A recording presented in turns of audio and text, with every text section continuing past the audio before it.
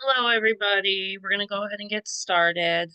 First, I'd like to thank all of you for joining me this evening and taking the time out of your day. My name is Kayla Bryson. I'm the owner of KNB Sport Performance, which services youth athletes in mental wellness and performance enhancement training.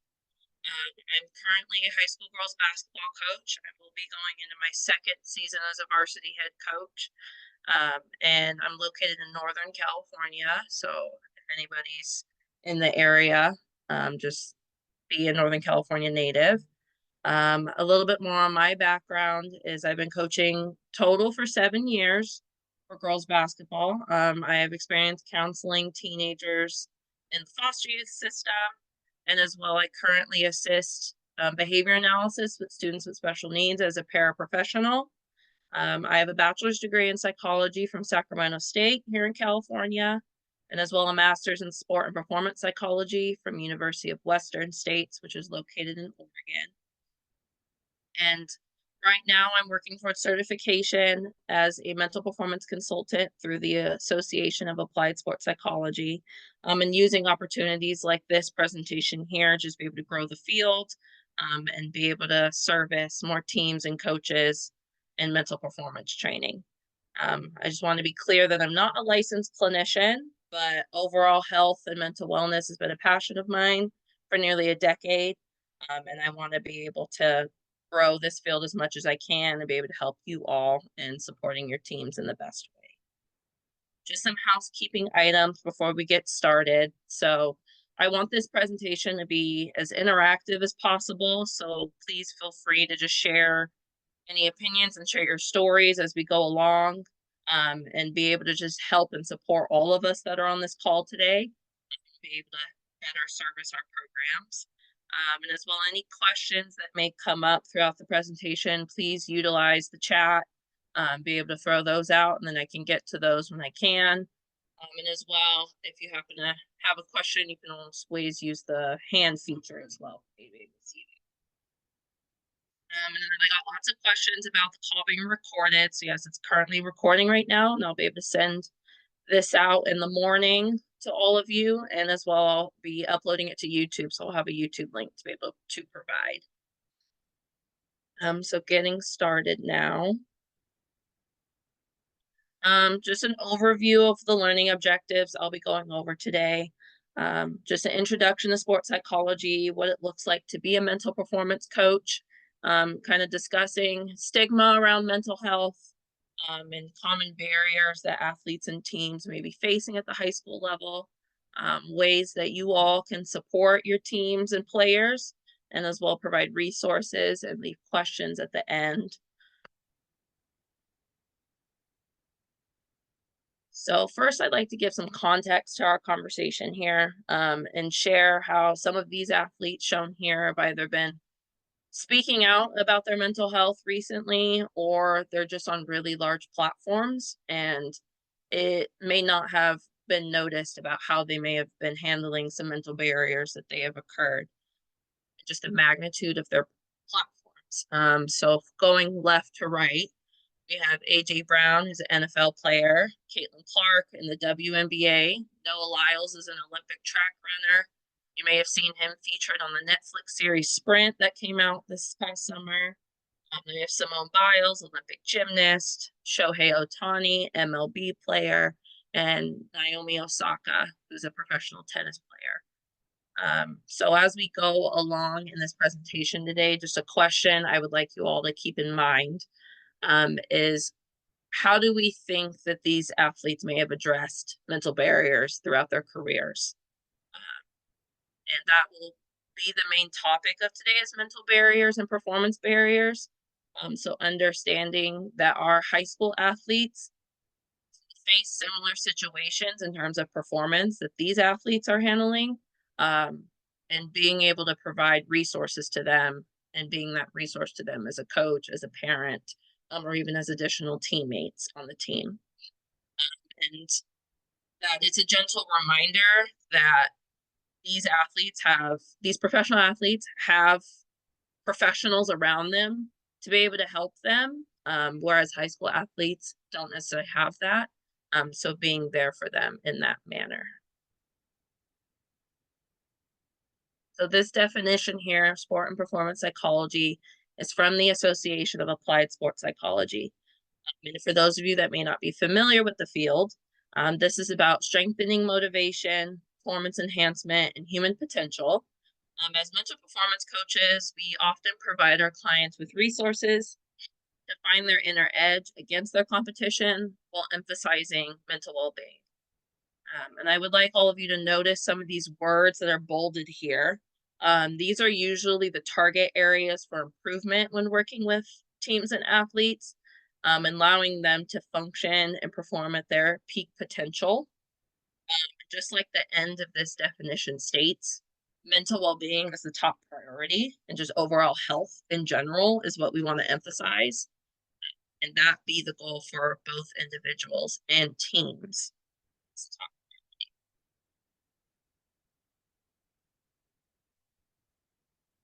Now, role of a mental performance coach. This is kind of a quick breakdown of what this could look like.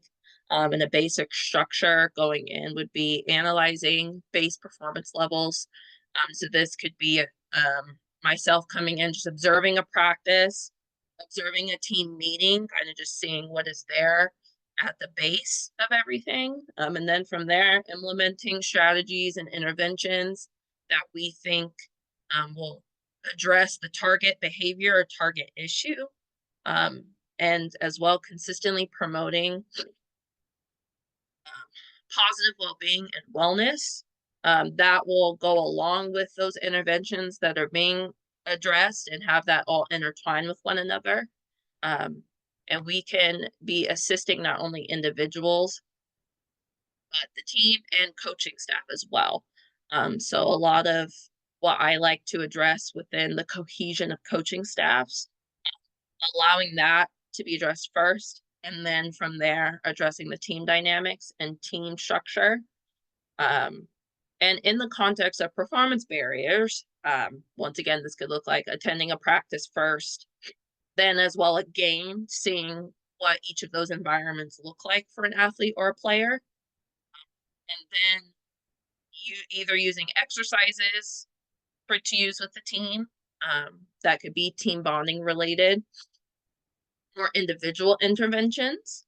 Um, and when we say consistently promoting this, it could just depend on how much is needed for the team.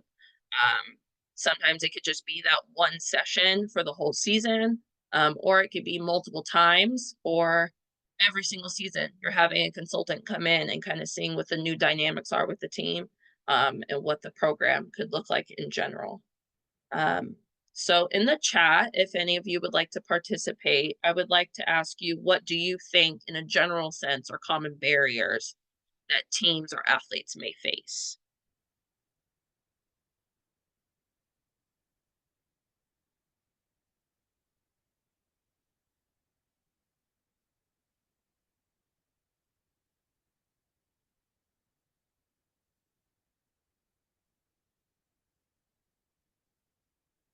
These could be both within control or out of control. I see dealing with burnout, fear of failure, defending championship level as well, focus outcomes, too little on the process, parental pressure. Yes, absolutely. Yep, too much pressure from parents as well. Yeah, academic pressures, being student athletes. Yeah, absolutely. All of these are correct. Um, a lot of things as well we can address are either confidence. I see social media being a big barrier, performance anxiety, self-talk, goal setting, leadership development, culture development. Um, so now out of all of these things that we're listing out here, what do we think is in control of the athletes, or some of these things that are out of their control?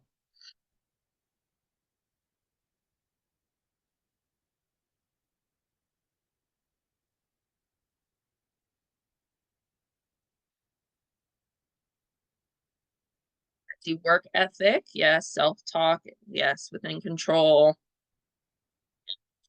Dialogue, Yes, reactions can be controllable, absolutely. Yes, effort, social media and limiting exposure so is something to be controlled, asking for help, emotional regulation. Yeah, so often what we're teaching athletes is the controllables, and allowing them to manage those and not reacting based off things that are out of their control. So typically we see behavior from other teammates can the behavior from other people is not within our control.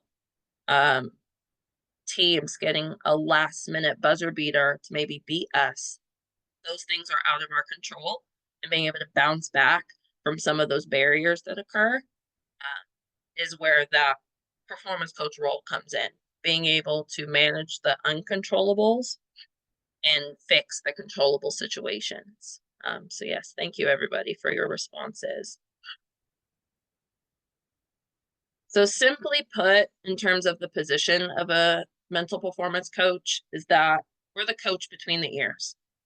We are addressing the mental and emotional barriers that athletes face, both in and out of sport, and life circumstances, relationships can dictate their success. And similar to you all on this call and myself, we are sport coaches. So we'll be out there teaching the physical skills as mental performance coaches, improving the mental skills, improving their overall well being as a person first, and then addressing their sport identity. And this could be really tricky for athletes that play more than one sport because some may be a star athlete in one sport, it may be a supporting role in another. But letting them know that athlete is not the first title next to their name. Them as the person, them as a student, a sibling, a child, a cousin, some maybe nieces and nephews, aunts and uncles, letting them know that we're there to support them as the person first, and then work with the sport identity. So this graphic I'm sharing here is from the Association of Applied Sports Psychology. And this looks at reducing the stigma behind mental health and mental wellness and how we address those with athletes. The field of sports psychology looks to improve overall wellness, and some psychiatric professionals, they can diagnose and prescribe medication, whereas the mental performance coach role is performance context based and subject matter based experts. So we kind of have a very defined role in what we're teaching. So for looking at these definitions, the American Psychological Association defines mental health as a state of mind characterized by emotional well-being, good behavioral adjustment, relative freedom from anxiety and disabling symptoms, and a capacity to establish constructive relationships and cope with the ordinary demands and stresses of life. So this is labeling as individuals that have a diagnosable mental illness and how they go about their everyday life while managing their symptoms for that. Then the World Health Organization defines it a state of well-being in which people can realize their own potential, cope with the normal stresses of life, work productively and fruitfully, and are able to contribute to their community. So this is a similar situation where individuals understand what is hindering them in life and are able to cope with them, manage them, still be a productive member of society despite what they're going through. And then we have the NCAA Sports Science Institute defines mental health is a part of, not apart from, athlete health. Mental health exists on a continuum, as we can see down below, with resilience and thriving on one end of the spectrum, and mental health disorders that disrupt a college athlete's functioning and performance at the other. So this continuum spectrum that you see down below shows what it looks like for low well-being and functioning and high mental health and mental illness at the other end of it. So when there's low functioning and performance, there's significant disruption in many areas, and there's limited effective coping strategies. Then one step above that, decreased functioning and performance is a moderate mild disruption in one or more areas and some effective coping strategies. So we can see at that point, whatever a coach may be doing to intervene supports them. Then from there, we are right in the middle. They're stable. So there's little disruption in most areas of their life, and they have several effective coping strategies. So this is somebody that is or performs well. They're consistent. We don't often see too much hindering them in their performance, but they're able to just stay at a plateau level. Then we have enhanced functioning. There's no disruption in most areas, and they have many effective coping strategies. So this could be somebody that's still a starter for you, and they may once in a while have hiccups in their performance, but essentially they're somebody that you can ultimately count on most of the time. And finally, at the very end is high functioning performance. They don't see any disruption across any areas, and they have high effective coping strategies. So this could be your person that you see being able to play at the next level, going from high school to then the collegiate level. They have found a balance within their life to be able to perform both as a student and as an athlete. And we often see them excel in many aspects of their life. So just letting you all kind of see the visual side of all of this, that athletes are going to range in being able to mantle their handling mental health and mental wellness, and just kind of giving some context to how many areas in their life are support systems for them. How many coping strategies do they have in place for themselves?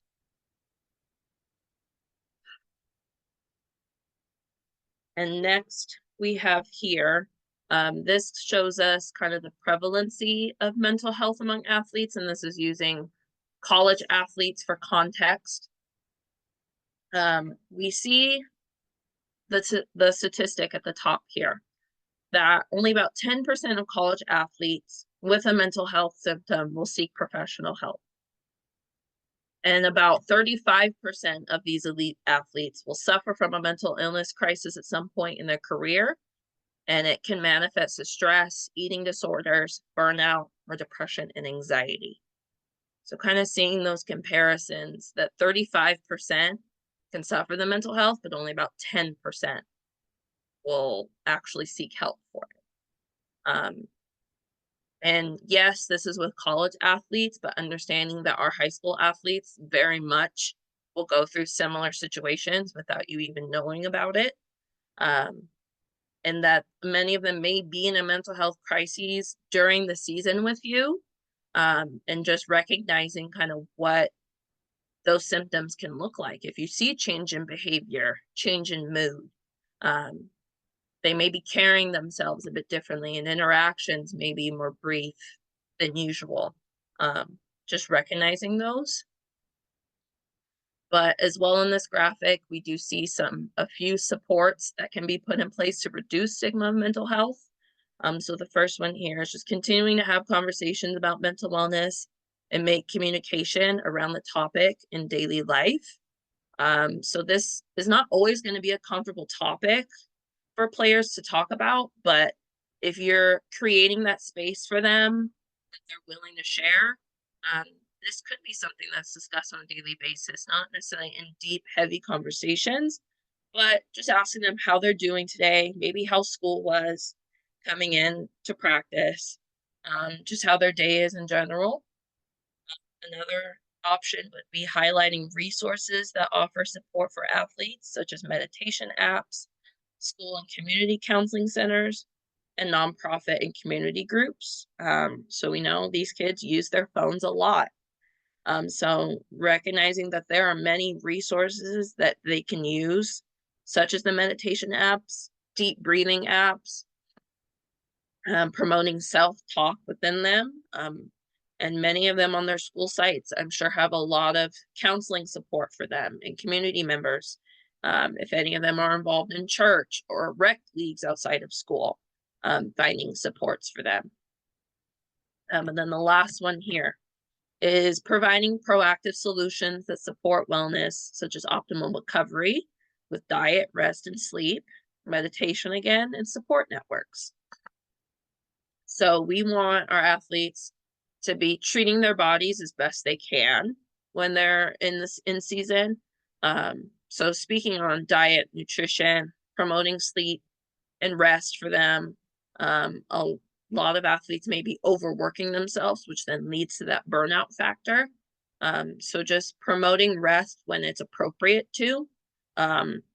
Maybe taking a day off from practice if you're on back-to-back games. And letting them know, hey, get to bed on time, maybe have early practice that morning, early day for school. So just being able to promote rest as much as possible.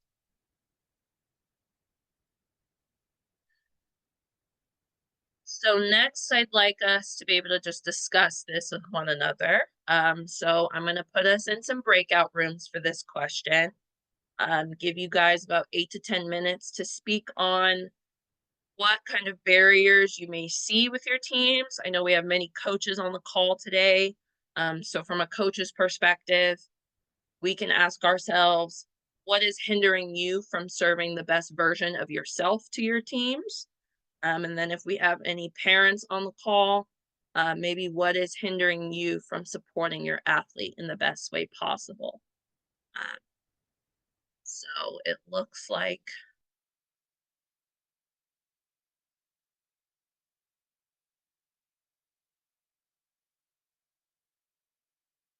all right, bringing it back together again. Hope you all had some good discussions. So if anyone's willing to share kind of what was discussed in each of your groups.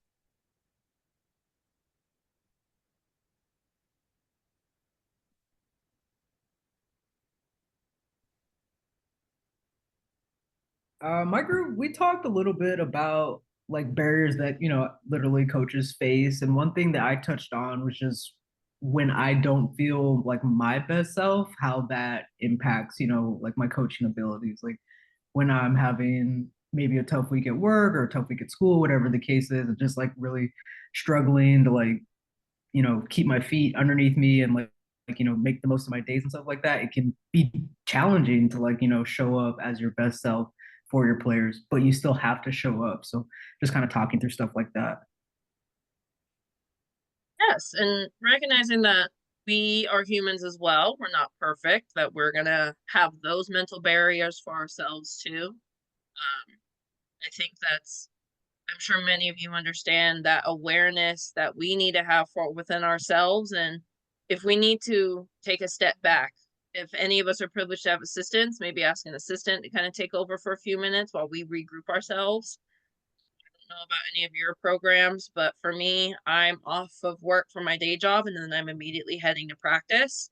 So my driving time is kind of that buffer time I have to be able to kind of regroup if it was a hard day. But just as well being transparent with your athletes to let them know, hey, maybe it wasn't the best day for me at work.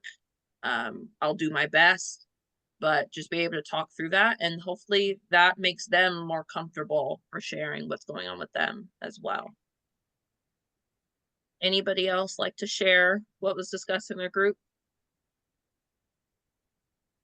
I mean, I can. I did most of the talking in our group. Can you hear me or not? Yes, I can. Oh, okay. All right. Well, I mean, some of the things that I consider for coaching barriers is that I run into is fairness, meaning fairness from opponents. I guess in some sports you don't have to deal with that much, but I coach tennis, and if another team presents an unfair lineup, that's very frustrating, especially if I don't feel like I can do much about it to prove that it's not right. Um, Also, commitment. Commitment. I'm very committed, and I want the student athletes to be committed. But some of them are going to be committed, but others not as much. So when you care more than they do, you leave yourself vulnerable. So if you really value commitment to the cause, some people are going to let you down, and that for me is a barrier that just causes some me being feeling uncomfortable. Team concept is another one that some people buy into a true team concept, and others, they spell team ME, or they're committed to the team as long as they're getting what they want. It's conditional. Also a biggie to me with players is coachability. Are they coachable? And some are, and some not as much. And then also just dealing with resistance to decisions you make as the leader of the team and how you are able to handle that. Can you stand up for your own principles and values, or do you give in because you don't want to deal with the resistance from others? I think these are all barriers that I've experienced. Yeah, and I'm sure many of us as coaches, I know I've experienced lots of those as well. Thank you, Ben, for sharing. One of them that stood out the most was that commitment. Us as coaches may have a different definition of commitment than our players do. And something I found is meeting them where they're at and kind of what their commitment level may be. I don't know necessarily what skill level you teach or you coach, Ben, but kind of understanding that if some players aren't looking to play at the next level, then we may not necessarily need to push that for them. But if they're looking to just be able to improve their skills, improve as a person, finding ways to adjust our coaching style to that. I've going from an assistant to then a head coach. I've kind of seen kind of that change arise in commitment levels from each graduating class. But also kind of what athletes you attract into your program. Seeing that commitment level has to maybe adjust and seeing what is realistic to achieve for your programs. But yeah, lots of those I agree with. And thank you for sharing that.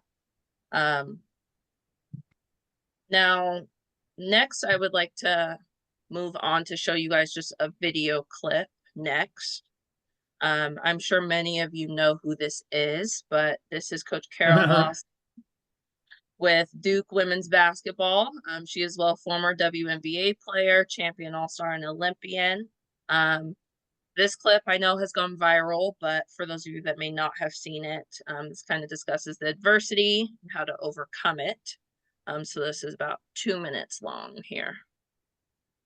I was talking with Shay a couple days ago, and one of the things we talked about was how we all wait in life for things to get easier. Think in your own life, if you've waited for something to get easier. Oh, I just got to get through this and then it'll be easy. I just got to get through preseason and then it'll be okay. I've just got to get through my junior year of high school and then the classes are going to get easier. Or I've just got to get to my spring and my senior year of college and it's going to be easier.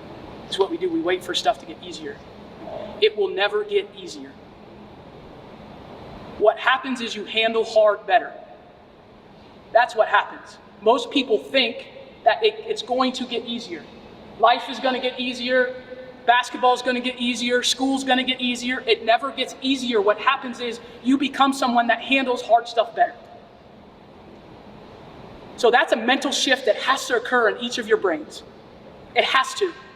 Because if you go around waiting for stuff to get easier in life, it's never going to happen. And then what happens? Oh, it's so hard. Oh, I can't do it. Oh, I don't know when is it going to be easy for me? Oh, it's easy for other people. It's not. It's hard. And the second we see you handling stuff, handling hard better, what are we going to do? We're going to make it harder. We're going to make it harder. Because we're preparing for you for when you leave here. Not just basketball and life. And if you think life, when you leave college, is going to be all of a sudden get easy because you graduated and you got a Duke degree, it's not going to get easier. It's going to get harder. So make yourself a person that handles hard well. Not someone that's waiting for the easy. Because if you have a meaningful pursuit in life, it will never be easy. If you're trying to win a championship, if you're trying to have a family, ask your parents, do you think it was ever easy for them to raise kids? Karen, is it easy? It's not. Any meaningful pursuit in life if you want to be successful at it, it goes to the people that handle hard well. Those are the people that get the stuff they want. People that wait around for easy, you probably see them at the bus stop. They're waiting for the easy bus to come around. Easy bus never comes around. You've got to handle hard. Okay, so don't get discouraged through this time. If it's hard, don't get discouraged. It's supposed to be. And don't wait for it to be, I just got to get through the summer. And then it'll all of a sudden get easy in the fall. No, it won't. It won't. It won't get easy in the fall. So make yourself someone that handles hard well. And then whatever comes at you, you're going to be great. You're going to be great, okay? Wise words of Kara Lawson there. Is anyone willing to share kind of what they resonated with in this video? You could speak out loud or type it in the chat if you're comfortable.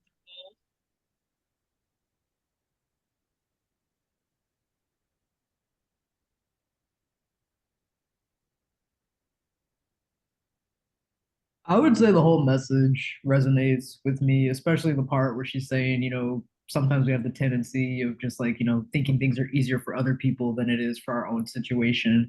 And it's really just not true. Like everybody's going through something at some point in their lives. So you just kind of have to like buckle up and figure out how to navigate through it. And like she said too, once you can do that, you're gonna be great. Like you'll be better on the other side of it. So I think the whole message is just very powerful. Yes, and I'm sure, I don't know if any of you have shown this video to your teams, but I have, and kind of just seeing them see success from a new perspective in a way, and recognizing that, like Kara said, we are preparing them for their next step in life. Many of them going to be young adults, going into workforce, serving in the military, going off to college. So recognizing what kind of people we're putting out into the world and promoting that with them, and we're just being teachers of that through the avenue of sport and athletics. And I would like to just ask each of you, if you were on the receiving end of a talk like this, how would you maybe receive this kind of feedback? I know as teenagers, we didn't like to be told what to do, didn't like to be told what kind of things we should and should not be doing. But depending on what kind of athlete you were as a teenager, kind of knowing what kind of reaction you would have to this feedback. I see Ben says in the chat, I think it's inspiring, absolutely. Trying to pour into these athletes. See, Andy says, sharing this message with his team at the very beginning of the season, always well received. See, motivating. Yeah, this is a great clip to be able to share with your teams at the start of the season. I know for any basketball coaches on the call, we'll be starting up here soon, or some have already been participating in fall ball. I see a message of embracing doing hard things, encouraging to shift the mindset. Yes. And that's kind of all mental performance coaches, just be able to shift that mindset into believing that they can do something. Yeah, thank you, Roberto. The good reminder for what we can control, reactions to hardship. Yeah, mental resilience. Mental toughness is kind of a phrase I'd like to use for that. That fixed mindset versus growth mindset. Yes, thank you everybody for your comments. I was talking with Shay a couple. So next, kind of a similar question that I had earlier, but now shifting the perspective from a broader standpoint. What do we think are barriers from our teams performing at their optimal best? So for our coaches, kind of maybe for those of you that may be currently coaching or starting up in the next season, or even speaking on behalf of a previous season, what barriers were kind of maybe in place for you last season or are currently going on right now? And then any parents on the call, I shift this question to you to ask, what is hindering maybe from you and additional parents from coming together to support the team as a whole? So I'm going to put us in breakout rooms again. Give you about 8 to 10 minutes for us to be able to discuss these. All right. Thank you, everybody. So can anybody share kind of what was discussed this time around in those breakout rooms?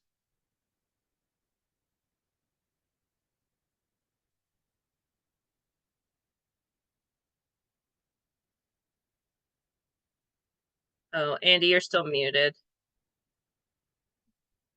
Sorry about that. There you go. I'll go ahead and share. We talked a little bit about just helping children or athletes or players on the team to embrace their role as part of a team, and certain sports certainly more so than others, where there's sort of individual accolades, and basketball being one, that there's so much focus, it seems like, in AAU ball and club basketball and things on sort of individual achievement, and there's a lessening degree of focus on celebrating the guy who set the screen to get somebody open, or celebrating I shouldn't say the guy, but the player who took the charge, or did the less the less glamorous element of the game. And so we talked about how do you kind of create that culture, and how do you, as a parent, even help your child to embrace the right way to play the game. Hopefully your coach understands that and drives that, and really difficult in the instance when your coach might seem to kind of feed into that culture, as opposed to work with a team sort of mindset in mind. And that was kind of one of the themes. And then the second was just managing expectations, and oftentimes players and or parents or just teams having an expectation and being burdened by previous success of a team or of a program or something, and not able to just strive to be the best that they can be, but instead focus on, they have to, it's all about the scoreboard, and it's all about another state championship, when focusing on that is exactly what will prevent you from accomplishing your goals. So that's me rambling quite a bit, so apologize. Oh, thank you. Sounded like a really great conversation you all had in that group. It's helpful, yeah. Yeah, just hitting on it can be hard when you have kids that are kind of me in that mindset. And yes, you want their individual success to happen, and you may want to push that, but understanding, yes, if they are on a team with participating in a team sport, has to be about the team at the end of the day. And there may be some hard decisions to be made if you have somebody that's kind of contaminating a dynamic like that. It doesn't have the team's success in mind. But then maybe also defining roles for your team members as well, kind of seeing what people can bring to the table on the court, on the field, maybe off the field or court, on the bench in practices. Kind of understanding what people can contribute with and what their best qualities are to help contribute.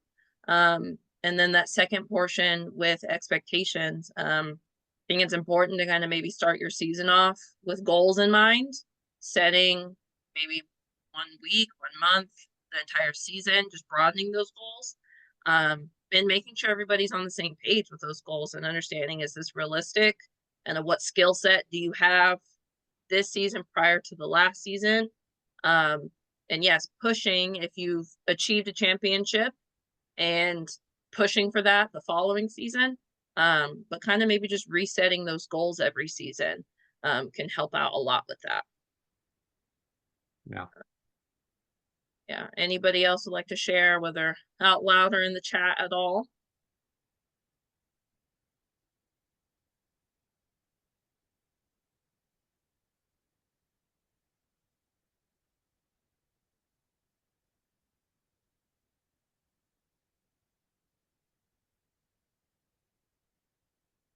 Well, we can move forward. I'd just like to share common things I see with my own team. We kind of spoke on it earlier, that commitment factor can really hinder if not everybody is on the same page with commitment. And I really see teaching young ladies, I see confidence being a really big issue in them recognizing their own abilities and their own athleticism, talent, um, making that push for them to recognize that there are other options, whether that is a JC route um, or the NCAA route to be able to play, but just pushing for that growth for women, female athletes, women's basketball, but just making sure all of that is at the forefront and be able to push that.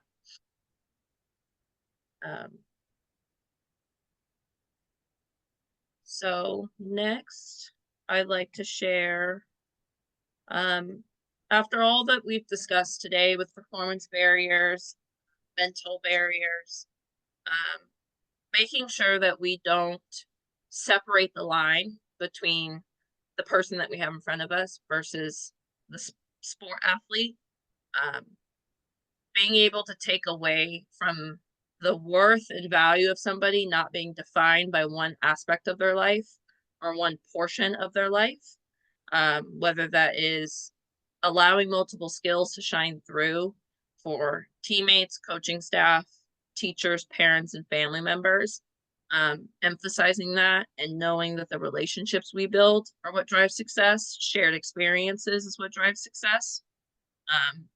And that kind of what I've spoken on before, making sure you establish that at the start of your seasons. This can be powerful and kind of what is shared amongst one another. But after all these get removed, we're a human being at the end of the day. My role as a mental performance coach coming in, being able to address those barriers that are within the control that are human related, and teaching how to block out the uncontrollables and be able to perform and sustain at a successful level. So now bringing it all together, kind of ways that we can put a lot of what we've discussed into action. Promoting self-reflections with your athletes. I've even given my teams after a game, given them a link to be able to fill out an evaluation on themselves, whether that was their individual performance or the team performance. This can kind of give you some big insights, maybe what's being discussed when you're not in the room with your teams. So just being able to give self-reflections.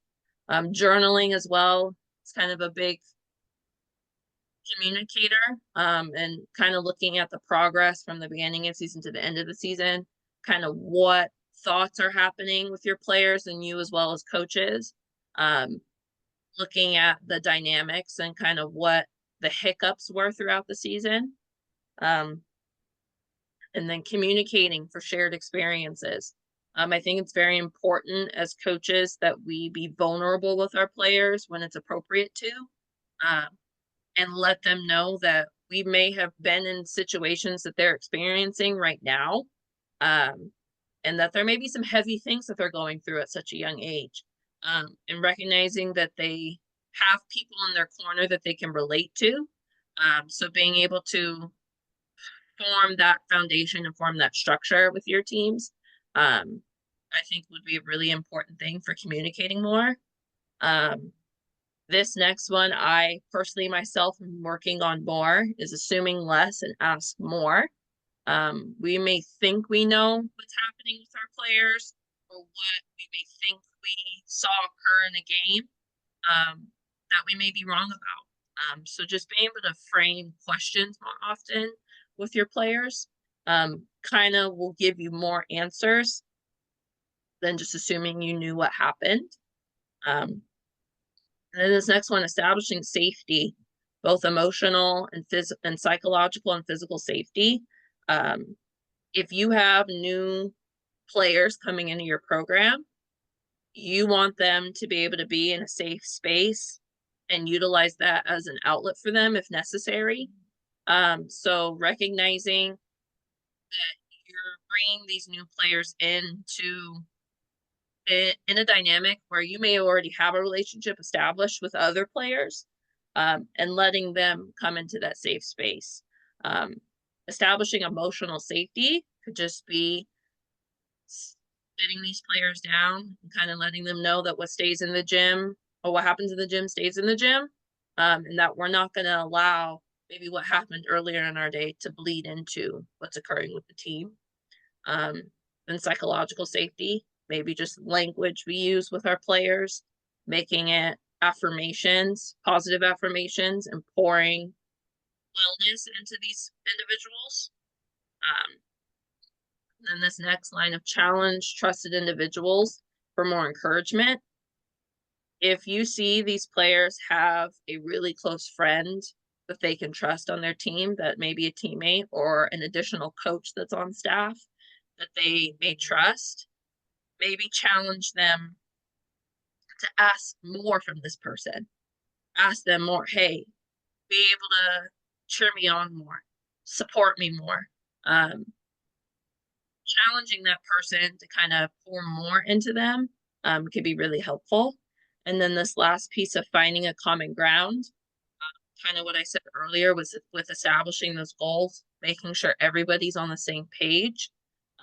Because if you have somebody that may have a different goal in mind than other people, that could be hindering success in a season.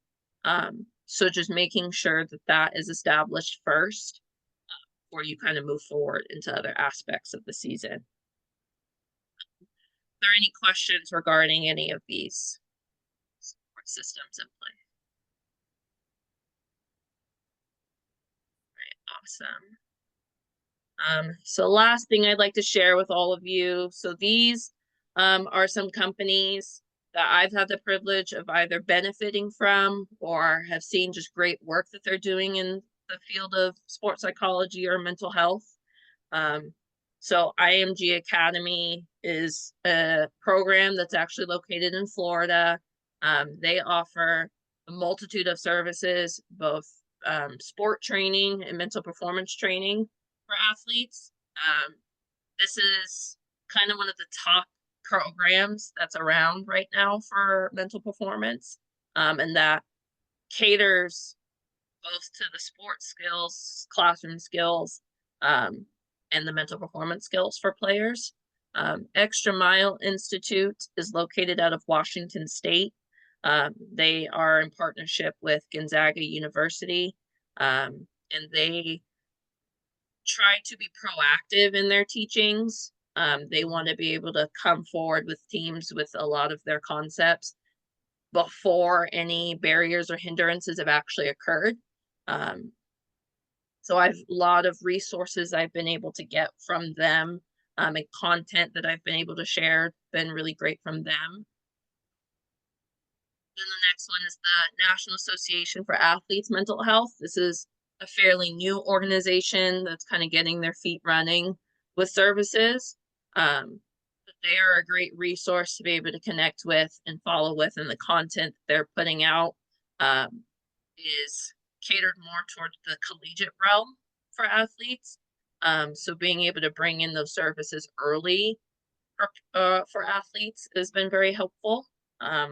Then Premier Sports Psychology, they're another great organization that's similar to IMG Academy, that they provide their services both in person and virtually for teams. They as well put out some really great content through social media. And then, as I've been mentioning before, Association for Applied Sports Psychology, that is the organization I'm currently pursuing my certification from, and they are the overarching organization that accreditates universities within sports psychology degrees, and they as well provide some really great resources. They have an annual conference every year as well as regional conferences. So I highly encourage, if you're able to attend any regional conferences that are coming up. I see a question here in the chat. Will I be attending? Unfortunately, I will not be attending. The annual conference is actually happening in October this year in Las Vegas. That is one of goal in mind, to be able to attend the annual conference. I have been able to attend a number of regional conferences here in California over the years, but that is, yeah, definitely on my bucket list to attend the annual conference. And then this last organization, Mental Health America, They cater to just mental health in general, mental illness, mental health stigma, being able to combat that. So they are a great resource as well for any of you that want to check out these companies.